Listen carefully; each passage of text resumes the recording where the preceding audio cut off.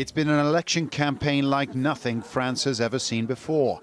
Voters casting their ballots against a backdrop of a struggling economy, high unemployment, the continuous threat of attack, and a surge in populist politics across Europe and the United States. If it weren't for the European Union, we'd be looking at a major economic crisis.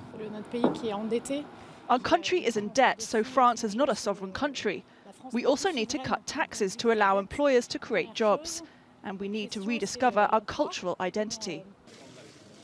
French politics appears to be at a crossroads. Big names such as Nicolas Sarkozy, Alain Juppé and Manuel Valls have already been eliminated. They are voters, not candidates this time.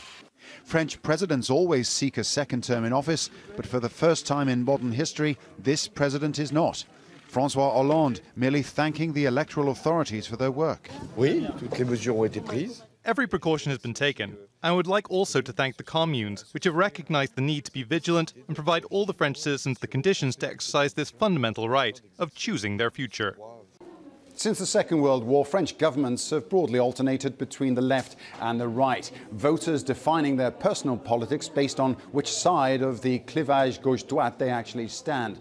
But in this election, there is a real possibility that neither of the two mainstream parties, the Socialists or the Republicans, will make it past this first vote. It could be a seismic shift in the French political landscape.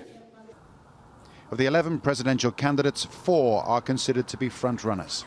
After casting his ballot with his wife, Emmanuel Macron, the independent centrist candidate, said he hoped for a large turnout. My dearest wish is that everyone in our country does their duty and goes to vote. None of the other candidates made public comment. Marine Le Pen, leader of the far-right Front National, voted in the north of the country where her party's done well in recent years. François Fillon, the right-wing former prime minister, voted in the capital, Paris. He's survived allegations of improper use of public funds and has had a late surge. And nobody's ruling out the chances of far-left candidate Jean-Luc Mélenchon, who, like Marine Le Pen, is a Eurosceptic who wants France to leave NATO. There's rarely been a presidential vote that's so wide open or with such momentous consequences for France, the EU and beyond. Paul Brennan, Al Jazeera, Paris.